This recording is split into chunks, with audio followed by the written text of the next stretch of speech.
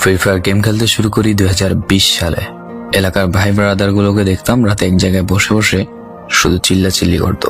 একদিক দিয়ে ভালো লাগতো, অন্যদিক দিয়ে মনে হতো এরা এমন চিল্লাচিল্লি কেন করে, চারজন করে। তারপর তাদের কথা মতো তাদের মতোই শুরু করি ফ্রি ফায়ার গেম।